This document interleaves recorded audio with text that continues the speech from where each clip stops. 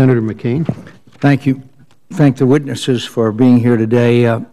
Madam Secretary, according in the Commission report, I quote, "If, as expected, the Air Force proposes to divest entire fleets such as the A-10 and the KC-10 aircraft, such retirements would likely project substantial savings. However, the units that operate those aircraft reflect decades of investment in those men and women who fly and maintain them, as well as in the facilities the Air Force likely will need for emerging missions and a new way of using the total force.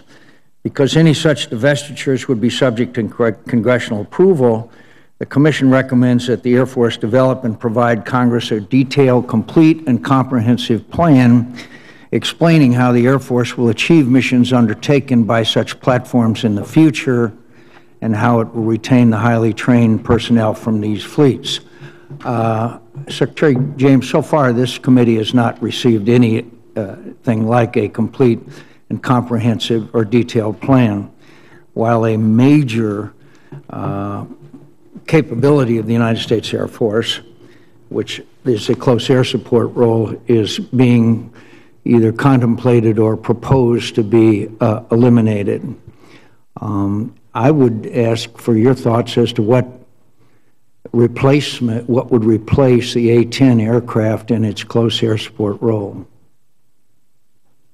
So, Senator McCain, we will always strive to do better in terms of the communications.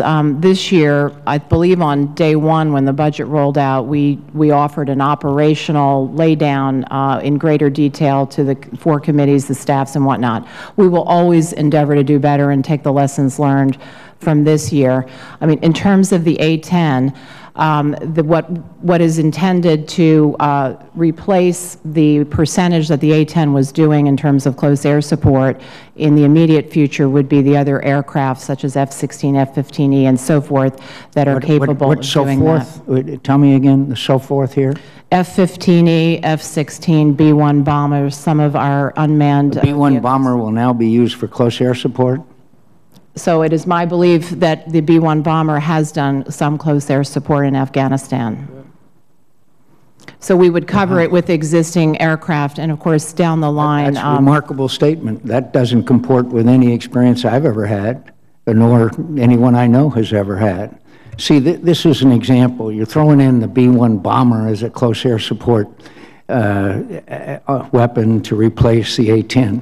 This is the reason why there is such incredible skepticism here in the Congress. And believe me, under the present environment, I can't speak for the committee. I can only speak for myself and several others. You will not pursue the elimination of the finest close air support weapons system in the world with answers like that. So I hope you will come up with something that is credible to those of us who have been engaged in this business for a long, long time. Senator, may I offer some additional data? Sure. So the B-1 has been executing close air support missions in Afghanistan for some time now, for a number of years. And it has been able to perform a very extremely limited number of missions of close air support. General, please don't insult my intelligence. Sir, may I finish my answer? Yes. The F-16 has flown 40,000 CAS sorties in Afghanistan since 2006, which is about 16,000 more than the A-10 itself has flown. We've flown a number of close air support missions with multiple airplanes, including all the ones the Secretary mentioned in Afghanistan, and performed them successfully. I think the issue here, though, is that all of our fleets of aircraft represent an incredible investment of resources over time by the Congress. But the nation and the laws that govern us have decided to spend less on DoD funding. We are cutting capability and capacity in every single mission area in our United States Air Force with a 15 budget. We will not be able to fully replace that mission capacity in any mission area, and we will not be able to save all the people in those mission areas and still meet the budget. I have yet to meet, General, an Army commander whose responsibility for troops on the ground that believes that a B-1 or an F-16 replaces the capability of the A-10. And if you know of someone, I'd be glad to meet and talk to them. Those are the ones whose judgment I rely on, because they're the ones whose people are in harm's way.